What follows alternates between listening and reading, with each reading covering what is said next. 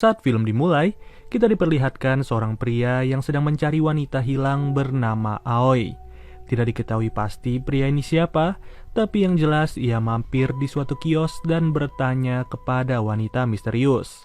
Lalu pria itu pun dipersilahkan masuk dan ia disuguhkan dengan semangkuk mie bakso yang masih hangat. Setelah makan, ia pun berkeliling di dalam tempat itu sambil memanggil nama wanita yang ia cari-cari. Namun sialnya, secara tiba-tiba kaki pria itu langsung ditebas oleh pemilik kos sampai-sampai kakinya terlepas. Tidak sampai di situ, jari-jari tangan dari pria tersebut juga ditancap dengan paku satu persatu tanpa ampun. Esok paginya, kios itu kembali dihampiri lagi oleh seorang bapak-bapak yang kali ini berniat untuk menagih hutang. Ternyata, suami dari wanita yang bernama Bus memiliki hutang yang cukup banyak dan belum dibayar sampai sekarang. Ya, dari sini ini bisa dibilang bahwa kondisi ekonomi keluarga mereka tidaklah begitu baik. Saking sulitnya, anak perempuan dari Bus yang bernama Buah sudahlah bosan untuk memakan sayur setiap harinya. Alhasil, satu-satunya hal yang bisa dilakukan oleh Bus adalah berkeliling berjualan mie dan juga bakso. Naasnya, baru saja keluar dari komplek, ia malah harus berhadapan dengan kericuhan pelajar.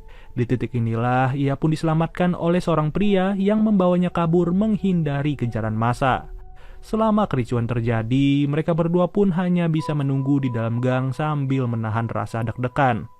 Beberapa saat setelahnya, Bus kembali keluar dari gang untuk melihat kondisi gerobaknya yang tertinggal begitu saja.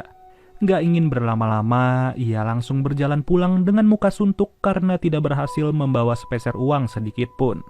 Akan tetapi ketika ia baru sampai, Bus tidak sengaja memergoki anaknya yang sedang bermain di luar rumah. Hal itu pun membuatnya emosi sampai-sampai ia harus memukul anaknya sendiri pada waktu itu.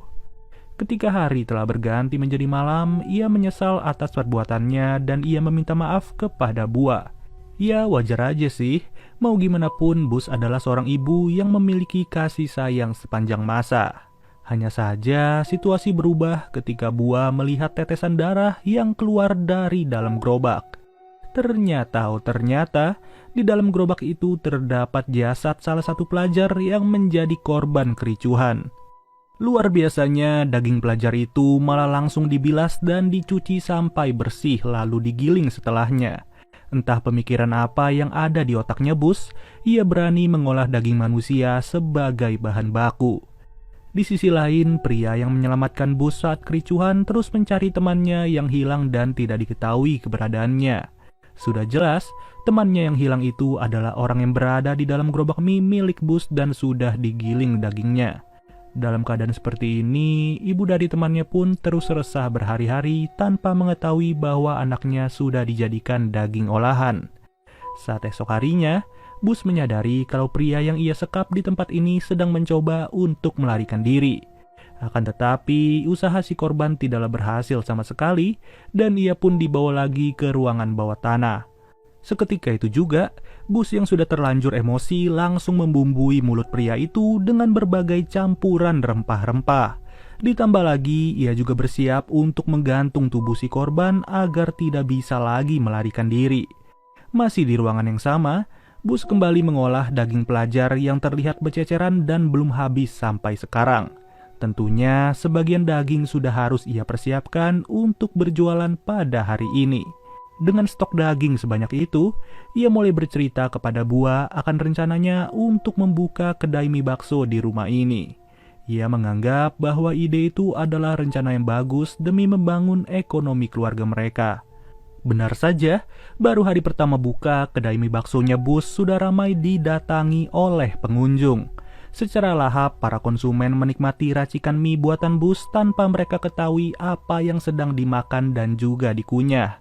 Baik itu dari olahan daging cincangnya, gilingan bakso, maupun rebusan kuah, Bus mengemasnya dengan rapi dan tidak dicurigai sama sekali. Nggak lama dari itu, datang seorang pembeli lagi yang ternyata pria tersebut adalah orang yang menolong Bus saat kericuhan. Awalnya sih, ia memang berniat untuk makan, tapi malah keterusan sampai-sampai ia membantu Bus untuk berjualan. Dimulai dari melayani pembeli, mencuci peralatan, dan juga membeli sayur mayur, bujangan bernama Atapon itu terlihat naksir dengan seorang bos.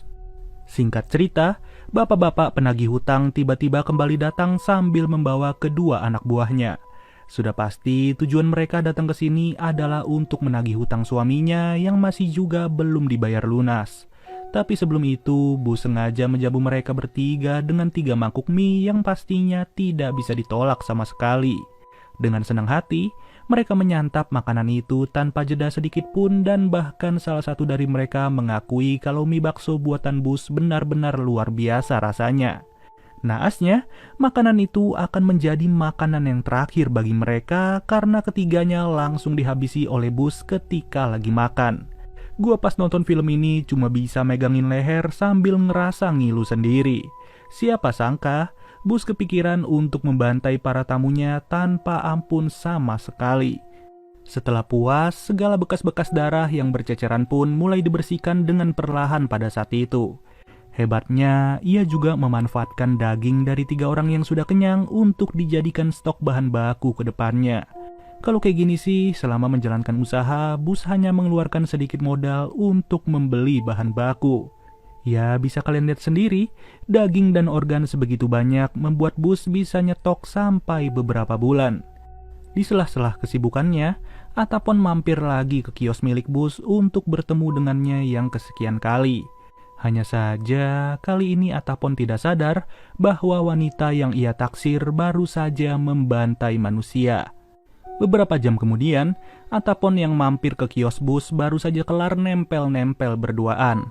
Karena penasaran dengan isi rumah ini, ia pun meniatkan diri untuk pergi ke halaman belakang rumah.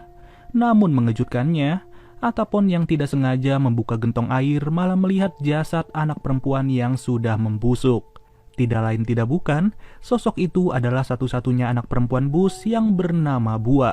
Celakanya, bus sama sekali tidak kaget mengenai hal itu karena ia menganggap Bua masihlah hidup sampai sekarang. Dari scene inilah sudah jelas bahwa selama ini sosok Bua yang kita lihat bukanlah Bua yang sesungguhnya. Melainkan itu hanyalah sebuah boneka yang dianggap oleh bus sebagai sosok dari anaknya yang sudah meninggal. Dengan kata lain, selama ini Bua tidak lagi hidup dan bus mengalami depresi yang luar biasa. Itu semua diawali karena Bua tidak sengaja mengintip ayahnya yang sedang selingkuh dengan babysitter bernama Aoi. Karena tidak terima, ayahnya pun mengajak Aoi untuk menjorokkan kepala Bua ke dalam gentong air sampai-sampai tidak bernafas. Akan tetapi, kejadian itu diketahui oleh bus sendiri dan ia pun langsung membantai suaminya serta si babysitter.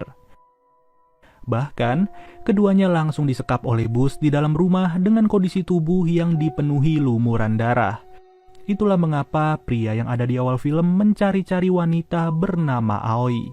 Karena ternyata Aoi adalah babysitter dari Bua yang sudah kepergok selingkuh dan nyawanya sedang terancam. Bisa dibilang, Atapon sendiri juga tidak mengetahui bahwa bus sudah memiliki seorang anak. Ya wajar aja sih, karena selama ini ia tidak pernah sedikit pun melihat keberadaan Bua yang nyatanya sudah meninggal. Maka dari itulah, sifat asli Atapon sudahlah keluar setelah ia melihat bus yang tidak terlihat begitu normal. Parahnya lagi, ia malah kembali mendekati perempuan lain bernama Nit yang tentunya jauh lebih muda daripada bus.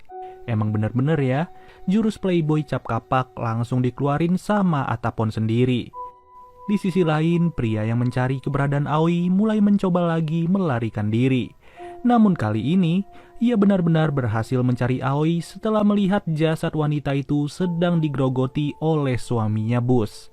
Ditambah lagi, ia sendiri tidak berhasil kabur dan bus langsung menebas jari pria tersebut sampai putus seputus-putusnya. Esok harinya, bus sengaja menghampiri rumah Nit untuk mengajaknya bermain ke kios miliknya. Tanpa ragu, Nit langsung menerima tawaran itu dan ia menganggap bus adalah seorang wanita yang sangat ramah. Akan tetapi, tanggapan Nit salah besar ketika ia tidak sadar kalau bus sedang meracik segelas obat tidur. Celakanya, obat tidur itu pun malah diminum oleh Nit sendiri sampai-sampai ia terbangun di dalam sebuah lemari penyimpan daging.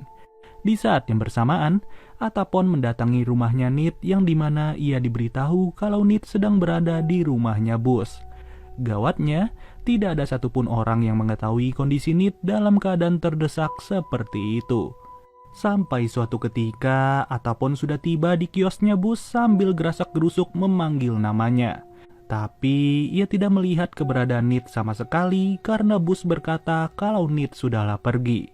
Lalu, Bus pun turun ke ruangan bawah tanah untuk membunuh Nit sebelum disadari oleh Atapon. Anehnya, Nit sudah tidak lagi berada di lemari, melainkan ia secara diam-diam sedang berusaha kabur menghindari kejaran Bus. Gua kira mah Nit berhasil gitu ya melarikan diri, tapi nyatanya salah satu kaki Nit malah tersayat oleh pisau milik Bus. Ya, ujung-ujungnya ia pun langsung dibawa lagi ke ruang bawah tanah untuk dicucuk menggunakan paku. Beruntungnya ketika satu paku sudah tertancap, Atapon berhasil menyadari keberadaan Nit yang udah pasrah sepasrah-pasrahnya. Alhasil, ia pun secara tidak langsung membuat Bus semakin sakit hati, serta hal itu juga menambah beban depresi dari Bus sendiri. Bus memutuskan untuk pergi sejauh-jauhnya dari rumah dan berjalan tanpa arah sama sekali. Kelihatan betul batinnya udah terluka bertubi-tubi sampai dirinya nggak tahu lagi mau ngapain. Di titik inilah, kita pun diajak flashback ke masa kecilnya Bus yang ternyata sudah membuat mentalnya hancur. Yang dimana ayahnya sendiri tega untuk menjual Bus kepada pria tertentu demi mendapatkan penghasilan untuk berjudi.